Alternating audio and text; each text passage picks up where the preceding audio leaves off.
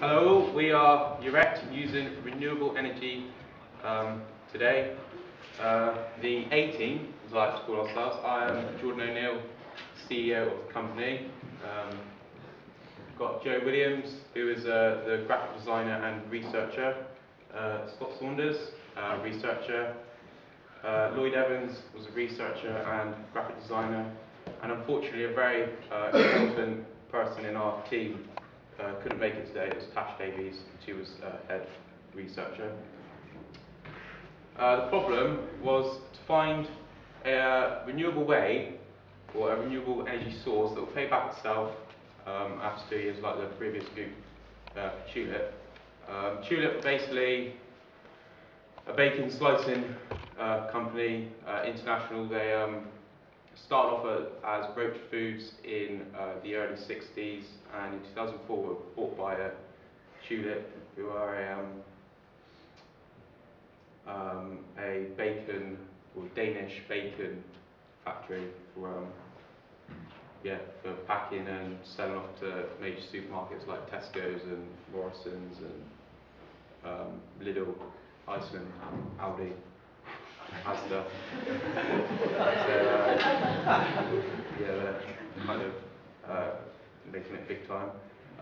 They use 1,000 tons of raw pig material. The Red Roof site uses 1,000 tons weekly, and they cut in between 800 to 900 tons of bacon in a week. So we were also asked to try and use something that would use minimal waste energy, and that is obviously sustainable for the future. Renewable energy sources are things like obviously biomass, solar panels, which you've heard from, wind power, geothermal, wave hubs. So, in 2008, 19% of all of our energy production was through renewable energy, and 13% of that 19% was traditional biomass. Biomass is kind of the burning of living or recently living organisms, such as wood, food waste. Geothermal, kind of copper and sort of coils buried underground, and they collect the heat from underground. And solar energy is basically taking energy that comes from the sun and storing it to produce electricity or heat up water. And hydropower is power that comes from rivers or reservoirs, where the water goes to a turbine and creates electricity.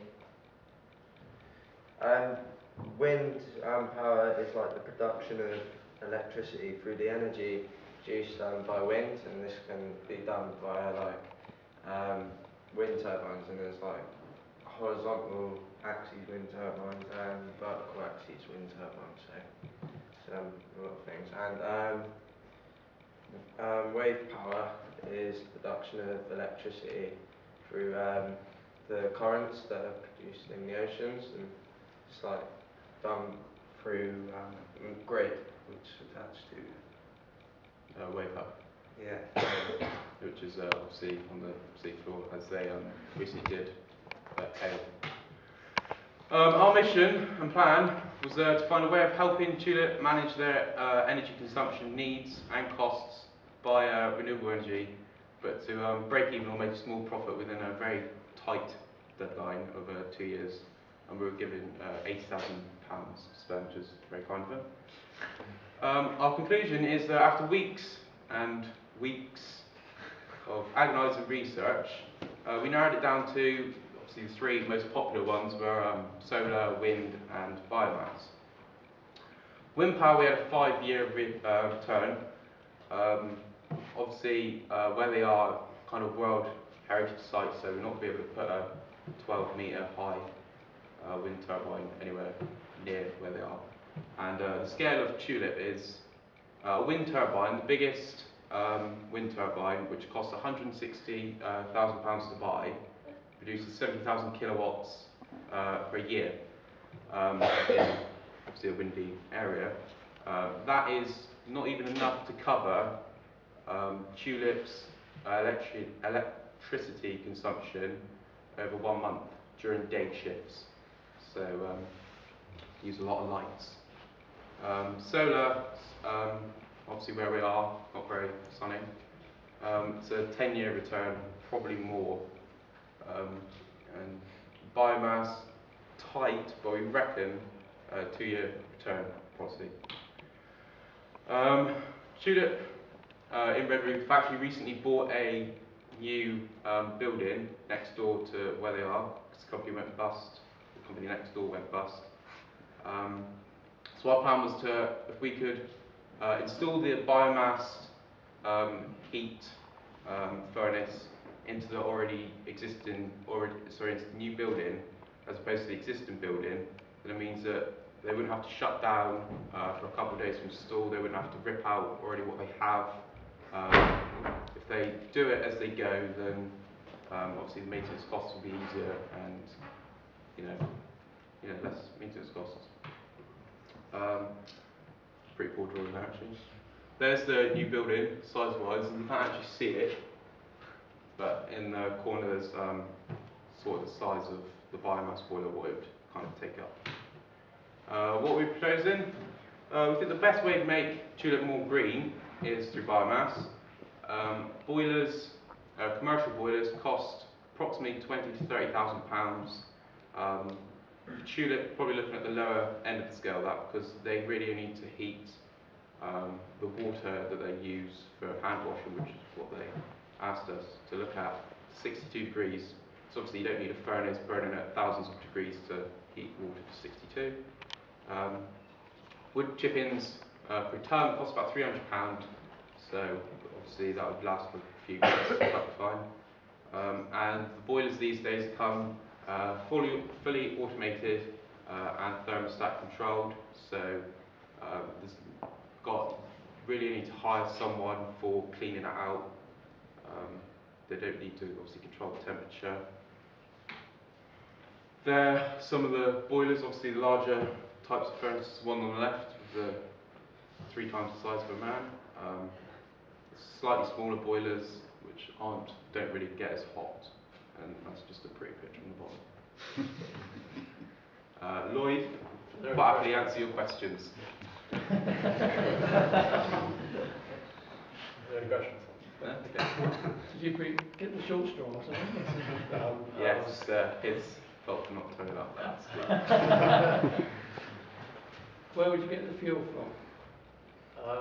Can you source it locally? Yeah, there's, you mean the wood chippings? Yeah. Yeah, you can, there was a place in Bodmin, I think it was, where they produce chippings, Dash near the name of the company, but that was the quote that we got, £300 per tonne. So they might obviously, there might be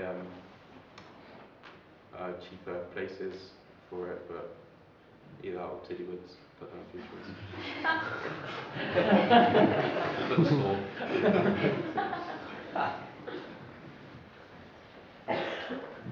Yes. Is there any opportunities to burn any of the bioproducts? We did look at that, but as the Tulip lads said to us, that obviously that would be good for a plant that actually bring in the pigs and cut them, and obviously they can burn the waste from that, but Tulip actually buy it already all cut up. So there's a Tulip plant up in Bodmin, again, that actually deal with the full pigs. So it might be a waste biomass furnace might be slightly better for them, but because one of Redroofs don't actually have waste as such, probably pretty pointless. And the only reason for putting this boiler in would be to heat water. You wouldn't actually use it for space heating. That was a question we were given, was for hand water. So obviously any leftover heat could obviously go towards heating the buildings per se, but they were quite, they didn't really like it going towards their clean water, because obviously it is a multi-million-pound food industry. If anything got into the clean water and then into the food, and they'd be in a bit of huddle with the sewage. So what do they use to provide the heat already? Is it They got a water boiler. So actually, I suppose it would run. that's run by what? Electricity, I think. Gas. Yes, I'm presuming. Is it done? Okay, yeah.